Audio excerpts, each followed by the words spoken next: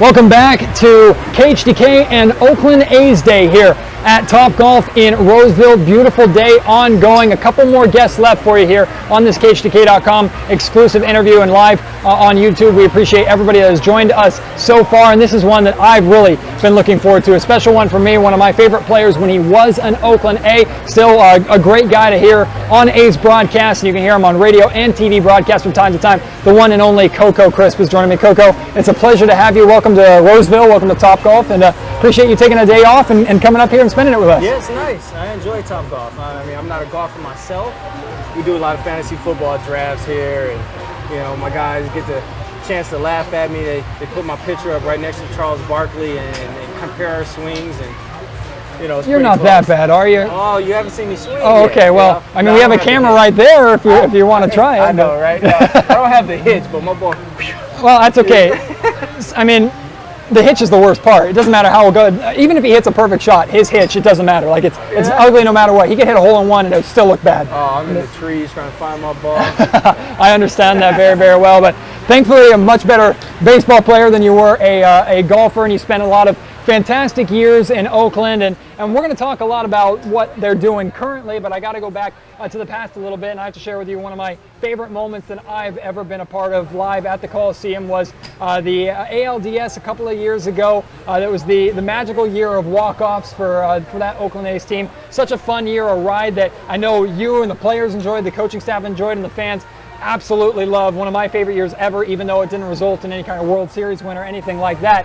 But you had the walk-off base hit to avoid elimination in the playoffs, a moment that gives me chills, moments that I have videos of at home that I relive as much as I can. And I got to know from a player standpoint, what is it like to be a part of a moment like that? Do you really appreciate it when you're there, or do you have to go back and look at it from afar and go, wow, that was pretty special? I mean, you kind of do both. I mean, for me, I was fired up, so I think I took it all in. I mean, after it happened, I mean, I was down and I was excited. So that was one of the moments that I actually took it. I think I took off my helmet and spiked it, and Prince walked by. I was like, oh, I'm sorry, I'm back now. And but that, you know, when you're in the playoffs, you have all those emotions going, and you know, you're trying to remember to breathe, to calm yourself down, and you know, but after that walk-off and Seth Smith's running around third base and he's coming in to score, and Garcia, I think, was out there, he bobbled it. You know, that emotion, I'm looking back like, come on, and then he bobbles, I'm like, yeah, you know, but when you look back at it as well, you know, it brings back those good memories, you know, of being able to take it in the moment. And a lot of times, you don't really do that because you're trying to be politically correct with your emotions and stuff like that, but it is the playoffs, and I was able to let it out, my intensity, my happiness, my joy for winning.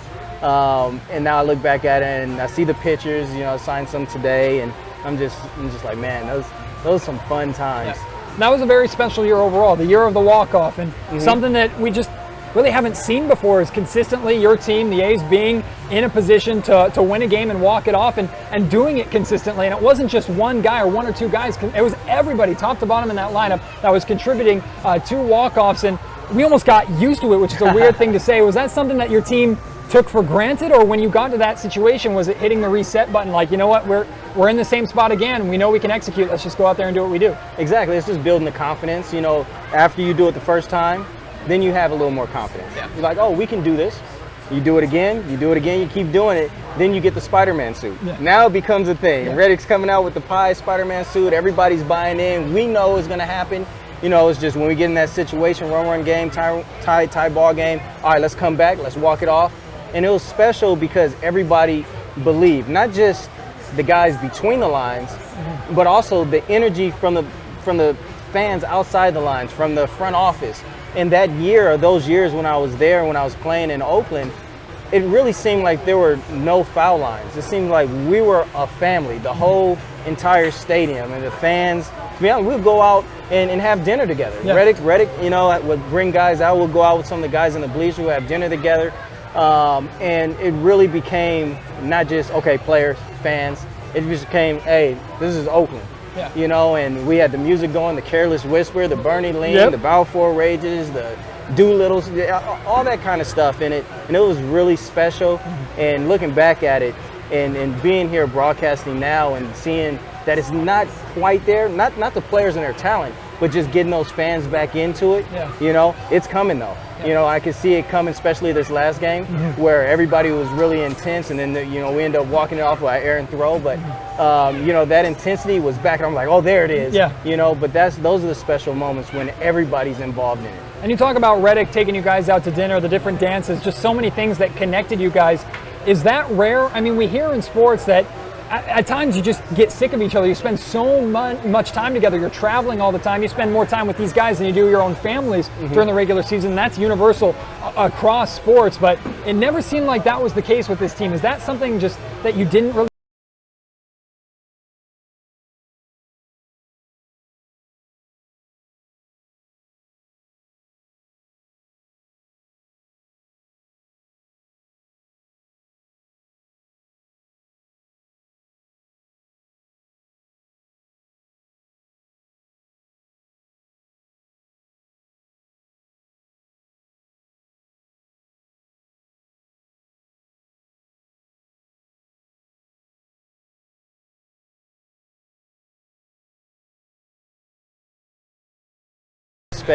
of it. So I was blessed going there. Then I went to Kansas City, hurt my shoulders, but they renovated the ballpark, so that was really special for me. But at the same time, all those places was really special to me. Oakland, when I talk about, you know, no lines, that was the first place where the fans and everybody, it felt like a huge family. And that camaraderie, when you spend that much time together, it's special. I mean, you enjoy it. You don't want it to go away. And fortunate for us, we're able to continue that from year on, year out there. And then we had some moving pieces, which changed the dynamic slightly. But it was the most special moments of my baseball career that I've had. You know, the A's they do things differently, and I know you're aware of that. Not just the fan base, the organization as a whole. It's both a pro and a con at times with this team, that sometimes players don't stick around as long as fans would like, but we know how good the A's farm system has been consistently. But you are regarded, I mean, you had a long tenure, a long stay in Oakland, and you're regarded with fans as one of the greatest A's of all time, just because of the amount of times and the amount of success that you had while here, the amount of teams that you were on, that anchor in center field. You talk about the big family aspect of it. How special was that for you, and how much does that mean to you when people think Oakland A's, they put Coco Crisp in that category? You know, I was just, you know, your dream as a kid is to just make it to the major leagues. I mean, everybody wants to make it there. You don't know how things are going to transpire, but you know, I was able to accomplish that, and that is amazing. For any of the guys who are ever there, whether it's a cup of coffee, you know, they say, you know, a cup of coffee, or you're there for over 10 years, 15, 20, how many ever years, and then you come into that family. But then to get a couple of accolades on top of that, and the recognition, it's more than you dream of. You know, it's very special to be able to go out there with who I feel are the greats of Oakland, and be alongside them. Like, I'm really here with you guys. Like, you know, you got Ricky coming out there, and you got Canseco and Stu. I mean, you just go. I mean, they're all. You can't go down to all 50 names, but I mean, there's more than even the 50. You know, even there were some current players in there, but it's just, you know, it's very emotional. You try to hold it in, and, you know, not get too emotional. You just try to enjoy it more or less, because you got your family there watching. But that experience when they brought us all out here was very special. And then the support from the fans as the songs came on, and, you know, Bernie lean and do Ricky pops his collar, you know, all those things are just amazing, because Ricky was my favorite ball player growing up. So, you know, I got a chance to play against him towards the end of his career when I first broke in, but to be on the field and spend this much time with him in Oakland was nice. But to be out there on the field and actually be there with him while he popped his collar, I was like, oh baby, I'm in heaven. I'm in heaven. But it's just, I mean, it's very nice. You know, I really appreciate the fans and the front office and everybody showing their love and putting me in a category where I feel like, you know, I don't know. You know, I don't know, but it was really special. Well, it's been awesome for me personally to see you back in a different capacity now, working media and being parts of broadcast, but it still feels like, I mean, you're coming right back, and you're right back as part of the family. How has it been for you coming back to Oakland in a bit of a different job, in a different situation, but fitting right back into the grind of things? You know, coming into the game, you go through your rookie development camps and you learn how to speak when people are asking you questions. That's part of rookie development as well as other things, different dynamics. But they don't teach you how to maybe ask the questions.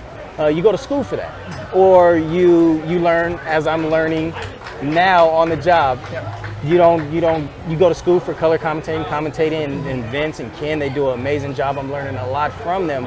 But I didn't cover that in rookie development. Of course. So they basically just said, would you like to do it? I kind of was hesitant. Everybody's like, go for it. And I was like, you know what, I'm gonna give it a shot. And I went over there and they pushed me in the water. I'm doggy paddling, I'm still learning how to swim, getting some instructions from Vince and Ken and Matt and some of the guys who have been around the game a long time in the capacity of the broadcasting side, and when to jump in, when to jump out. I mean, I'm double dutching, trying to get in there, and I've learned a lot. I mean, in the beginning, Ken was giving a home run call, and I'm excited. I'm like, well, I can't wait to jump in there, and I jump in, and the ropes hit me, and I didn't double dutch right, so they had to teach me that you gotta wait till he completely finishes. So the next time someone hit a home run, I'm like waiting. I'm like, is he done yet? Is he done? The guy touches home plate. I'm like, I don't know. And he looks at me. I'm like, oh, I could have been in. Okay, here we go. I'm excited. He hit it. Oh, baby.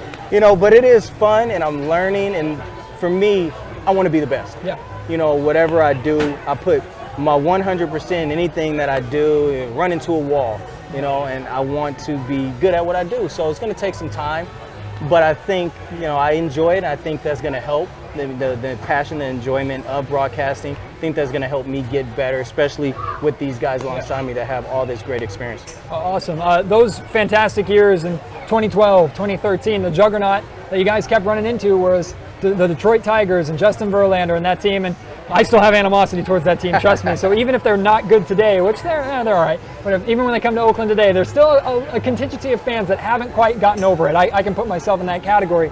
But at least they weren't in your division. Now you have a really good Oakland squad competing right now that has a juggernaut like the Houston Astros in the AL West, which is still really good, by the way. I mean, Texas Rangers above expectations. Mariners are struggling now, got off to a really, really good start. Angels have a lot of talent, Mike Trout, guys like that, Albert Pujols. It's a tough division to play in. What, on the outside looking in, from a broadcast perspective, you see these guys and you see them trying to play and get hot and make it to the playoffs and put some pressure to try and win the division on the Houston Astros. But every time they try and make a push, it seems like the Astros maintain that 5, 6, 7 game lead. Do you get frustrated from a broadcaster's perspective, and do you feel maybe a player frustration from them, or do you think they're handling it as about as well as you can? It's a cliche, more or less. You focus on what you can do good, type of thing, and but that's really the way that you have to go about it. You have to focus on what you can do at this particular time, whether it's individually, as a collective group, to go out there and win ball games. And you look up at the scoreboard, yes, it's there, and you hope that they lose a game here and there, and you win consistently to be able to catch them. But if you start looking at the big picture way down the road, and it's hard to not do that, because you know where you need to get to. But if you can as a team, just focus on the game at hand. And I know it's said all the time, like, oh, that's the cliche, but really, and it is, I kind of say that too, but that's really how it has to be done. You can't worry about another team because you have no control over that unless you're playing them, right? So you can't worry about what they're doing. At the end of the day, you win your ball game. Now, what they do? They won? Okay. We got to come back and win tomorrow. And then you take it the next day. We got to come back and win. You're trying to win every single game, obviously. It's not going to happen. Right. But that's the only way that you can do it. If you get caught up in the bigger picture, looking all the way to the end, then you lose focus on the most important thing, and that's what's happening right now. Yeah. And I think the A's have done a good job of that. Bo Mel does a good job of that. When I was there, and he's doing it the same thing now. He's the same guy. He's one of the best managers I've had in my entire career. He does a great job of being a player's manager, showing them how things are supposed to be handled, the right way to go about it, and that mindset of, let's focus on this right here. Let's win this and see what happens in their game. Let's come back tomorrow, do the same thing, and we'll see where we're at the end of the season. Do you have any players that are currently with the A's ever come up to you and ask you how to handle certain situations? Or, I mean, how involved are you with this locker room and with some of the players that are currently here in Oakland? I played with a few of the guys in there and played against most of them. Yeah.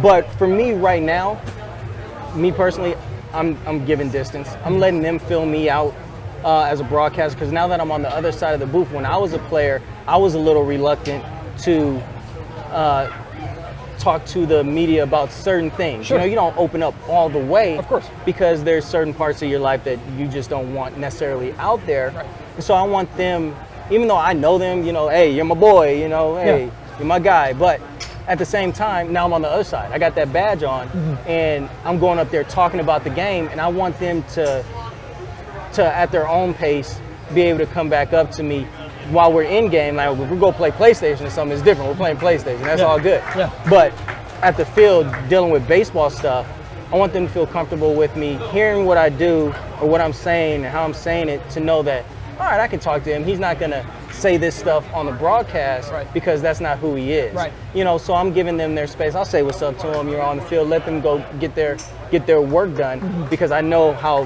time is as far as your routine and what you like to get done. So monopolizing a lot of time, you know, it can be a little touchy-feely here and there, no matter how close you are, who you know, and all this stuff.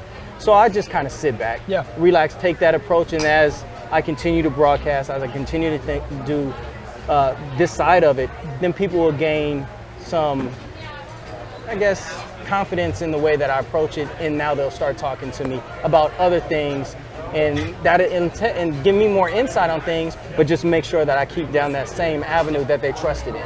So I'm just being patient right now. Well, it sounds like Vince and Ken have taught you a lot, so that's fantastic. The A's have had a relatively inconsistent rotation at center field since you've left, and I mean, you know Bob Melvin, he loves his utility guys, so it's not necessarily because there wasn't an anchor at that spot, but he's just been rotating some guys in. But now there's a young man named Ramon Laureano that is at that position, the laser, right? And rightfully so. That man has a cannon for an arm, and I want to get your perspective on it, because you've been there, you've been in that spot. What is it that he does so well that has made him turn so many heads? And what kind of career, I mean, he's still so young, just getting started. What kind of career can he have from a center field outfielder position? Well, all around game, I mean, he has a lot of power. But you know what? The one thing that I like the most is that energy, that passion. It seems like very similar in some aspects to me, in a sense, and that's what I like, to where if he does something, like if he strikes out, you know, he's upset. He's upset. He wants to win. He wants to be successful, and he doesn't feel like, or I'm kind of comparing him to someone, doesn't feel like he should have got out. He doesn't feel like he shouldn't have made that play. You know, and that's the mentality that I love personally in a ball player. That's who I try to be. Go out there 100%. If you see him hit a ball, he's running 100%, hustling out, not just to first base. If this ball hits the center field, he's cutting hard, making you come up, thinking that he might go just so you rush, maybe you bobble it. And that's what I really love. But now you talk about the other aspects and tidbits of his game. Has that laser arm. Started off by saying he has power. You know, I think one of the things that I really love, he made an adjustment in this recent time since being back. He made the adjustment with his feet out there in the outfield and his setup and his prep. And I think that just watching him in these past few games, his jumps have gotten much better to the routes. He's more direct. And I think that's one of those things what they've been talking about, they've been working on. And just like that, you can see the work that he's put in, or the little changes that he's making, or stuff that he's thinking about, they're making a huge difference. But the number one thing with the ball player is that will to win, that hustle, that effort. You can't really teach that, and when people have it, it's priceless. Well, you were part of one of my favorite teams, actually my favorite team ever, in the 2012 team. Close second, though, is this group that they currently have right now. And I wanted to get really briefly, before we wrap up, just your perspective overall on their chances, their overall talent level, success level, how far that they can go. And then to add on to that, are there aspects of this team that you see that you wish, man, I wish I could suit up and play with these guys again, like I could really help contribute, or I just want to be in a clubhouse with these guys? I'll start with that one. You know, when I retired, when I retired, I was ready. Yeah. You know, I already played, 15, something like that years in, and, you know, I was ready to retire. So to get that itch, I don't have that itch, but I really do enjoy watching these guys play, and their chances of winning is good. The one thing that you focus on, obviously everybody focuses on what they're doing on the field. Yeah. But the one thing that I focus on is how's that team chemistry? How's that team chemistry? Because that is a huge part of a team's success. Mm-hmm. And when you go into the clubhouse and you see them on the field, you can feel the vibe, that real confident, passionate vibe, that team chemistry, that brotherhood between them. And when you have that, that's that missing ingredients from the good teams to the great teams. Yeah. They have that. Now it's a matter of them just being consistent on the field. They have the great players. I mean, you talk about Chapman, Olsen, Semi's doing a great job over at shortstop. I mean, he's turned himself into a Gold Glover. Now you got Barreto, Profar hit a home run the other day too. You go on the corners with Cannon, KD with the power. He'll get the groove back. And you keep going, Piscotty, all the guys, and that's just the offense. And then you start talking about the pitching and who they have, Liam and all these guys. They have the talent there to be the best team in this division. Yeah. Now, the team that they're going up against to be the best team, they got some really good players as well. And they have 3 more games against them. And I think those are going to be some key games to determine who's going to make that push to the top of the division, to not only just be playing for a wild card. Yeah. Right now, they've got themselves in a good place where they can continue to go. They're in a good place right now where they continue to go and be in that wild card spot and feel confident with the way that they're playing. They should be able to lock that down. But you take it to the next level. Yeah. You got to go out there and beat Houston. I was going to ask you too, Houston. I know you're not with that organization, but Josh Reddick, a part of that organization. Mm-hmm. Do you see that same chemistry with them? I know Josh Reddick's such a glue guy wherever he goes. He is the centerpiece, or a lot of times in the centerpiece of chemistry. But you talk about the good teams and the great teams. We know Houston is a World Series caliber team. Do you see that chemistry with them, or do you hear of that chemistry through Josh? Yeah, I mean, you can see. I mean, Josh is a veteran guy with a lot of personality. He brought a lot of life and love to the Oakland team and the fan base and everything like that. So wherever he goes, there's going to be team chemistry. You know, he just has that infectious personality. You got Altuve over there as well, who's very, has that infectious personality as well. And, when you have guys on the team like that, can't help but have good team chemistry for the most part. You just hope that you don't get that one bad seed and it ends up spoiling a whole bunch.